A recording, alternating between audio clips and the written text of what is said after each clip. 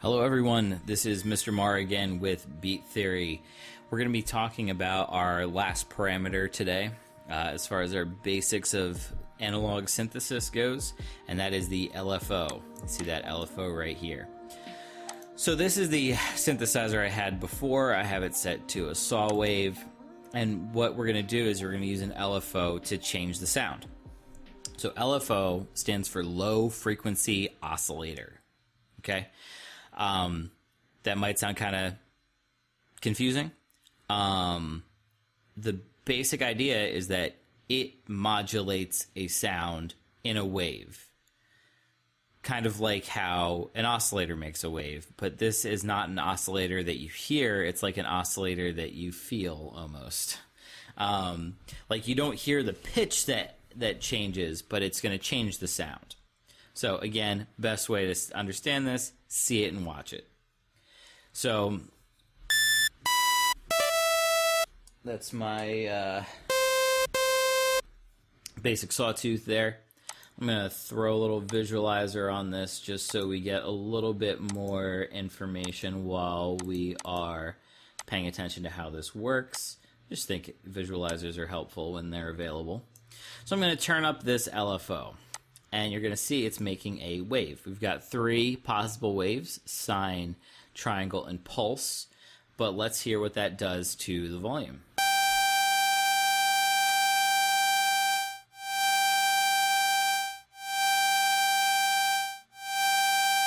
So you can hear how it's actually, the volume is now following this path.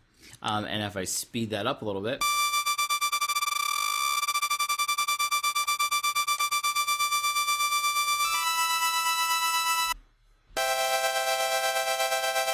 so now I have kind of a nice, what you would call tremolo sound.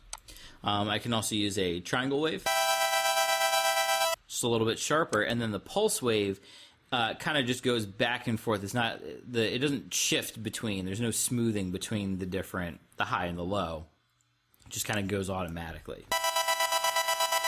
So you get like a really rhythmic kind of sound. It almost sounds like I'm pressing the keys over and over again, but nah, it's just an LFO. It's just how it works. So let's take a look here at how that works in a filter.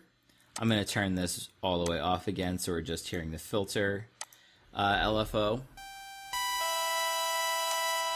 Turn my filter down, my low pass filter here.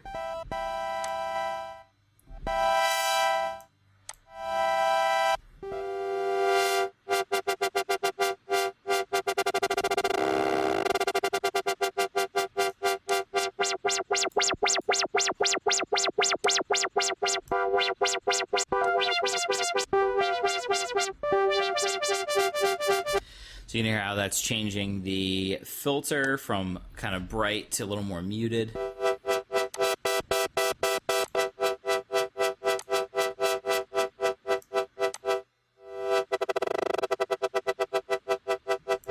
And finally, we have a pitch LFO, which is going to do the same thing, but just to the pitch or the frequency. So when you see this in web synths, it's going to be a frequency modifier LFO.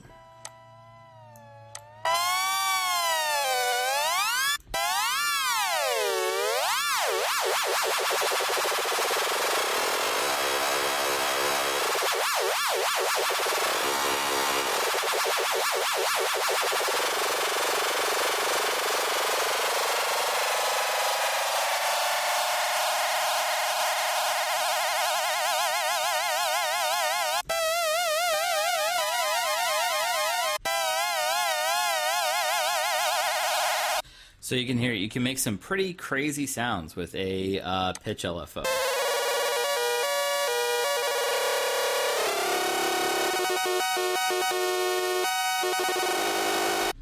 So let's take a look at what that's going to look like in web synths.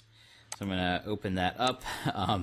I have to exit out of FL Studio every time I go into web synths because it messes with my MIDI controller, because I have a little MIDI controller keyboard here and the information just gets confused. But moving on, blank canvas. We're going to keep this kind of quick, but I'm just going to show you a couple different places you can put an LFO. So you can put an LFO as a frequency modifier on your oscillator. I'm just going to use a sawtooth as our sound. And then I'm going to do a frequency modifier here, and we're going to modify it with an LFO. Same exact thing, just like...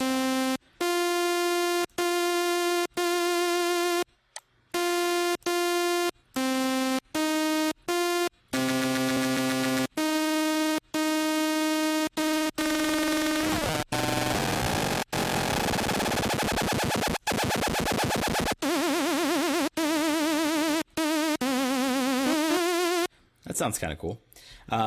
So there we got our frequency LFO or pitch LFO. We can also do a filter LFO. If we open up the filter here, do a cutoff LFO. Our cutoff here a little bit.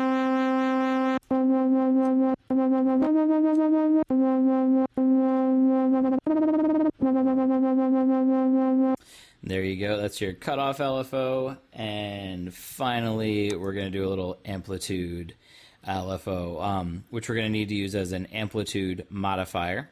So we have just a dedicated envelope here. But this is an amplitude LFO.